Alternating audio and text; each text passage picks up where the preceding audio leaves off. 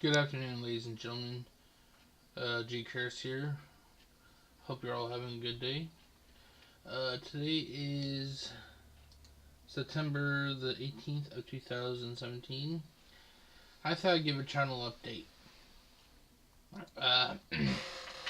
To any of those who know who I am, you know that I go to college. Yeah, I'm trying to make something of myself. So, with me going back to college, I hate to say, not that I plan on it, but because college is a busy time, the videos I am able to publish will become a little bit scarce. This is always what I call like the dry period. Each time I'm in, when there's a semester that I'm taking classes, there's always going to be a dry period. Don't worry, I'll try to put, I'm working on a couple of projects right now. One is a Halloween special case of Unsolved Mysteries Final Thought, or Final Thought Unsolved Mysteries. There's not really going to be a final thought because this is a paranormal case. That's all I really want to get into that because, it's Halloween. I don't want to spoil it, so you can expect a special case from me to you on Halloween. And also, there's going to be a episode of Video Game Memories. It's going to be a Halloween edition also. So, with that out of the way, I just want to talk about some other things. Let's see here. I just want to say thank you to everybody who has subscribed to my channel. I know it's it's not much, but it's something to me. When I came back towards the late part of this last summer, I had I think it was like 110 subscribers. I think I'd be putting it kindly, maybe a little bit less. But as of right now, as I'm looking at my profile, it says I have 118 subscribers. Now, I just want to thank all of you guys or gals for subscribing to my channel. It goes to show that the viewers don't demand just high production value. It's if the person is able to relate to their audience, that's what will get them subscriptions. You can have the $1,000 setup with special cameras, green screens. You can have office buildings. You can have open space to do little skits, and that won't get you very far. But if you're able to connect with your audience on a deeper level, that's what gets you your subscribers, And I just want to, name out some people who have posted recently. I got an awesome post from Tina Linwood. This is in regards to I think it was let me check it real quick. Which case was this? Oh, the Lost Heirs of Howard Drummond. And she goes on and says, "Great recap. I watched this today on Unsolved Mysteries. He was a very humble guy. This is why I never judge a book by its cover. Great job. Kudos." And I just want to say thank you.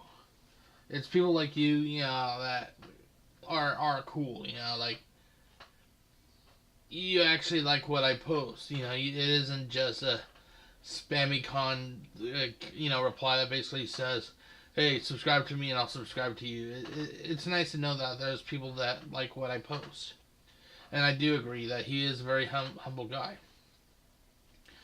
Another person that replied replied to a final thought, which was the case, let's see here.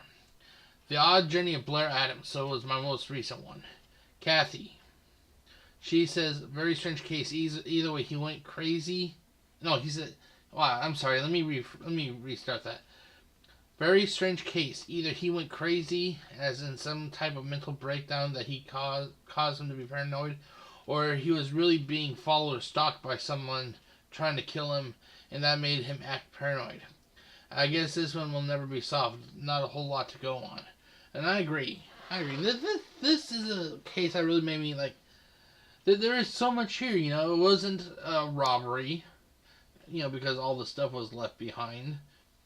You know, it wasn't a sexual act that went wrong. There was no sign of sexual abuse to the body. Who kills a person and doesn't, you know, there really is no motive here, you know. So, but thank you, Kathy.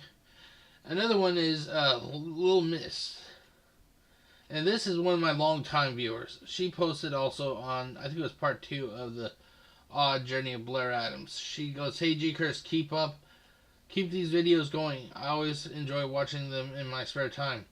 This case has always been perplexing. What I think most likely happened is that he was having or trying to have a sexual encounter of some sort. Maybe he had a girlfriend or someone who he was having a sexual relationship with that few people know about. You never know. And it went too far. Either the female killed him or a friend or relative of hers went after him after she told them what happened. This person or persons didn't take any of Blair's belongings because it was a public area and they were afraid someone witnessing the events, and they just wanted to get out of the area as fast as possible without being detected by anyone. I'm pretty sure that's why Blair's pants were down and his shirt ripped open. I think he may have tried getting sexually aggressive with the wrong person and they got him killed." To that, I think that's a great idea, Little Miss. And I actually replied to that. That is a great idea. Too many times do police just, you know, they'll just blatantly just close a case, label it unknown, or like if a person's murdered, say that it was suicide. This happens way too many times. I would love for the police to go back and examine this case, but I doubt that they ever will. But that you have a really good point there. Okay, let's see here. Now, this person this is in like oh god, let's see here. This next one is in reply to the Scared to Death case, which was the Cindy James mystery. This person named Stone Gassman says, question: if she staged a campaign against herself, how did she call herself? And remember, the police had been listening at certain points. Always had a feeling her ex-husband was involved, as we never saw his face in the photo they provided. I believe she was murdered. And that's a very logical question, Mr. Gassman. That's the only thing I cannot honestly answer. I don't know how she was able to call herself. Unless, here's the only thing I can say that was unless. Granted, I'll give you the point that the police were listening. But they never, I don't recall them actually saying that they could tell if she picked up the phone or not. The only way I could figure that she was, how did she call herself is maybe she was like, it was like she was hearing it was all in her head, you know, like she thought she heard the phone ring, she'd pick it up, and you know, and that's how it would go on. I can't explain, you know, if somebody did call her or not. You have a good point there, but I think it was in her head, and that's why the police were never able to really get any information. I don't. It's hard to explain how she died, though. You know, it's like these are one of the many cases that I could just talk about, you know, over and over again, you know, or talk about at length. But that's what I think is possibly somehow it was in her head. But you know, you did bring up a good point. Okay, see this next person named Retrobytes. He actually suggests that I look up 3 cases, and when I have some more free time, I will do that. I promise. The 3 cases are George Owens, Gus Hoffman, and Angela Hammond. Angela Hammond, if I remember that one, I think that was the one about the woman who was kidnapped by a guy wearing coveralls, and he had like a picture in the back of his truck, the back window, like a mural or something. See, George Owens, the elderly man that disappeared in the 80s prior to picking up his wife. Oh, I remember him. It's a story about a nice old guy. He went to get like a ice cream cone, and I think his car was found like up in the woods or something. Gus Hoffman, missing since 70 while riding his motorcycle in California. Now, I'll be honest, I don't even remember that one. All three of these, I'll have to see if I even have these cases. I try to have all the cases, you know, but I may not, but I'll try to see if I do. Let's see here.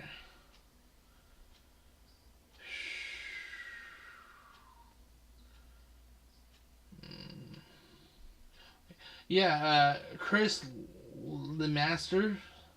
Oh, I hope I didn't butcher your name too much. This person said, now I think this was in regards to the mystery of Dale Kerr Center. If you remember, it was about the platinum that disappeared. Mr. Lemaster says that I live in Johnsburg, Pennsylvania. Only 25 minutes from there. The factory is no longer there. It's been abandoned for years off of U.S. Route 219. Wow. I thought that they would have still been in business. I did not know that they closed up and it's abandoned. Here, let me actually... I'm actually going to type a reply as I'm doing this audio. So, thanks for the information. I appreciate it when people are able to give us updates about the locations that are viewed in unsolved mysteries. +10 for being awesome. There we go. Reply. There we go.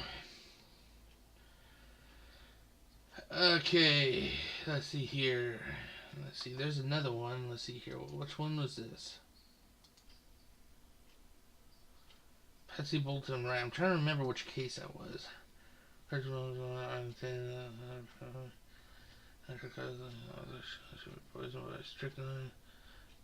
Cold medicine.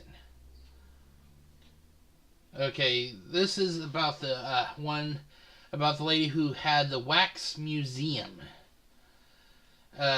Nicholas Serro posted that anonymous girl who called Leslie and told her Patsy deserved to die somehow might have been involved as a suspect in her death because she was an accomplice with Robert Cox, who was involved in the arson, or she was told to do the murder job through Robert, and that Robert had or had not been the one to enter the home, and she was the one who used the second plate.